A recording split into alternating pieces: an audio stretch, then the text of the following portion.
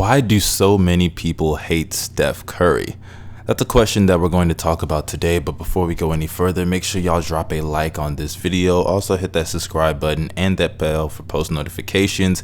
It's your boy David from NBA Knowledge. And let's talk about Steph Curry. Steph Curry was the first time ever unanimous MVP and accomplished this in his second MVP season, which was consecutive, as he won his first MVP in 2015 and went on to be a multiple time NBA champion in 2015, 2017, and 2018, and would be the catalyst of one of the greatest dynasties that the league has ever seen in the Golden State Warriors. But in 2016, after he choked in the finals, numerous people decided to jump on the hating bandwagon of Steph Curry like we do for numerous other great players such as LeBron, Kobe, and MJ, just to name a few. And once he failed, a lot of people started to hate, and the talk crept in about, is Steph Curry really that good, and if he's overrated or not? Because going into that playoffs, a lot of people were making comments that Steph Curry is the best player on the planet, even better than LeBron James. So you would think going into a finals where he is going one-on-one with LeBron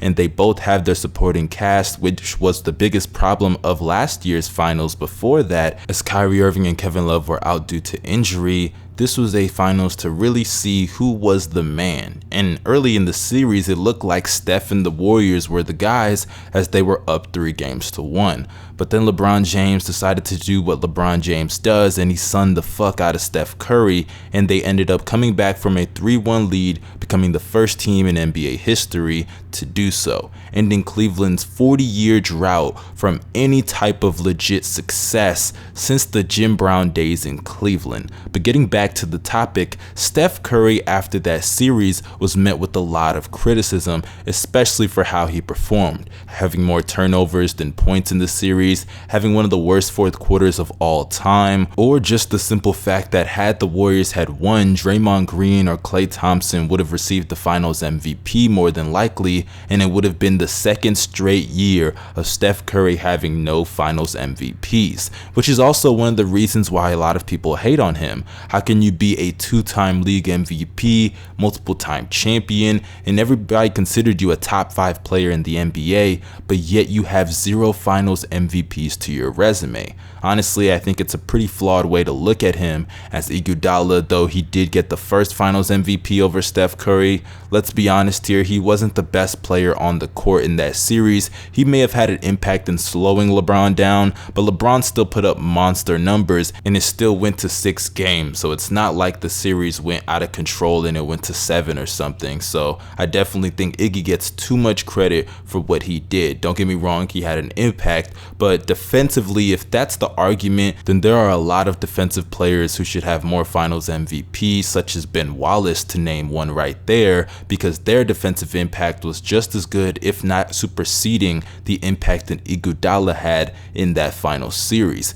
And also, to even talk about what he did offensively, he wasn't great offensively in that series, though he was solid for his expectations and the standards that he has. Steph Curry was giving him open looks numerous times, whether getting doubled at half court or tripled in some scenarios. It was obvious that the Cavs' game plan was stop Steph Curry and let everybody else try to beat us, and obviously it didn't work, as Steph Curry was able to share the rock with guys like Klay, Iggy, Draymond, and get them involved to the point that the offense didn't just solely start and end with him. So that finals MVP, it's ridiculous that Steph Curry didn't win it, but I can understand Iggy's defensive contributions. But bringing this back to why people hate Steph Curry, a lot of people think that because he doesn't have a finals MVP, it relates to him being this playoff choker that many people think he is, simply due to the 2016 series, and I just honestly don't even believe it, and I'm not going to entertain it. We've seen Steph show up, whether it's 2015,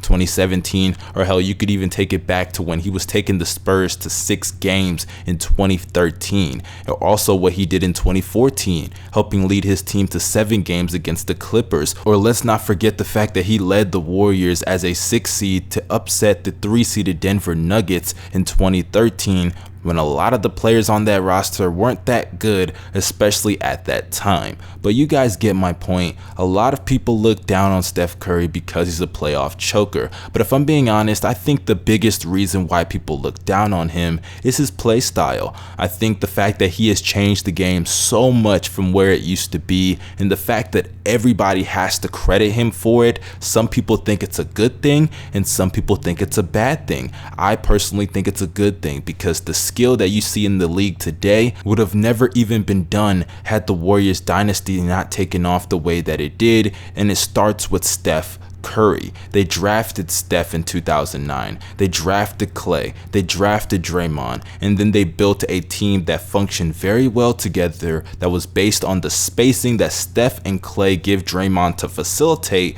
to them. It all starts and ends with Steph though, as he's the best shooter and play makes the best on that team. It's crazy that people think that that's some negative thing because guys aren't killing each other when they go to the lane, or a lot of bigs are not posting up anymore, as the post up game has kind of become irrelevant towards success in the modern NBA unless you're just that dominant like Joel Embiid, and after him there aren't really many guys that heavily predicate their game in the post. I'm not saying guys can't post up anymore or they just don't have the skill to do it, because we've seen guys like Kevin Durant have a post game and still be dominant no matter what era. He's 7 feet tall, for Christ's sake.